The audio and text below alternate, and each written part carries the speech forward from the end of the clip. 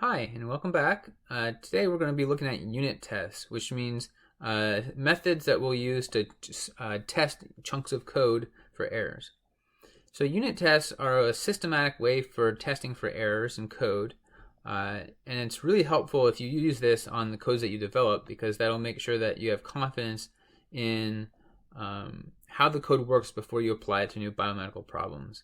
So you always want to test that your code works in known conditions before applying it to real data. There are a few different types of things that get included in unit tests depending on what you want to test about your code.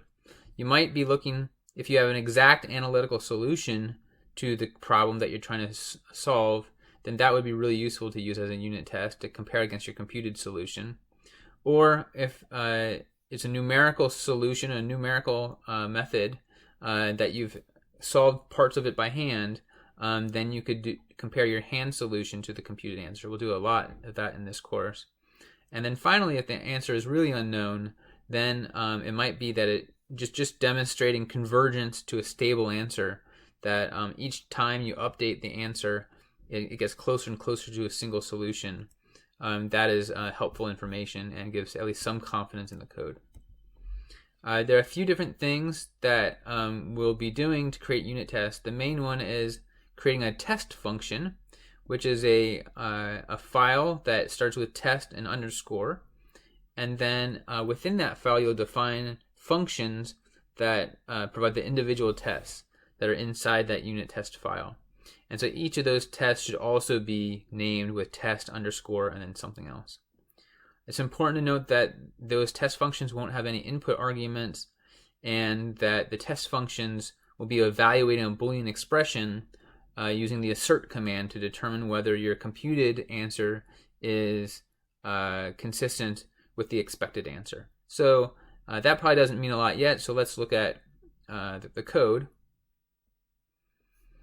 So we're going to start off with a very simple little Python code where we add two numbers together. You've played with that before. And just as a reminder, if you're at the console, you can say import add two numbers, or from add two numbers, import add two numbers. Now add two numbers is available to us. Add two numbers, say 3 and 4, is 7. Okay, so that's just importing and running the function. But now let's look at a test file that I've made. This is called a test underscore add two numbers, and it's going to first import the function that you'll be dealing with, and then I've got two tests defined here. The first is going to call add two numbers with 3 and 4 and get a computed answer, and then compare that to the expected answer by saying assert computed equal expected. So what happens there when this runs is that if that is satisfied, there won't be a response, and so it'll just say test one completed. But if it fails, then we'll get a different response. It'll show an assertion error. And second, the next test is just saying, does 5 plus 8 actually equals 13? And so basically you expect that both of those tests would pass. One thing to note is that these are just defining the functions, and so it won't run them yet. And so I put test 1 and test 2 down here so it actually runs these functions. And so I'm going to hit play on this. So it runs these two test functions and says test 1 completed, test 2 completed. Let's now look at if I add an error, like if I make this 15 instead of 13 and run that, then it's going to say there's an assertion error at line 14 in the code, is saying that computed did not equal expected. But if I scroll up, I can see that test 1 did complete appropriately.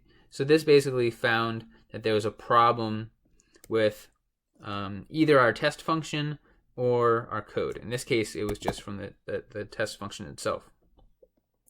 So let's look at another quick example. This is just a very simple one as well, called divide two numbers. So it's going to say C is A divided by B. And I made a test function So for example, say divide two numbers 3 and 4 and expect 3/4. So that sounds fine. But what happens if the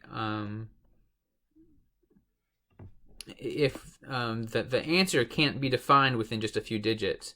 So for example, with divide two numbers 2 divided by 3, then it's going to be, as you know, this is going to have an infinite numbers of 6s.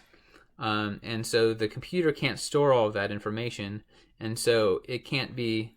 So if we say 0.6666 is equal to 2 divided by 3, then that would be wrong. And so instead we use a tolerance.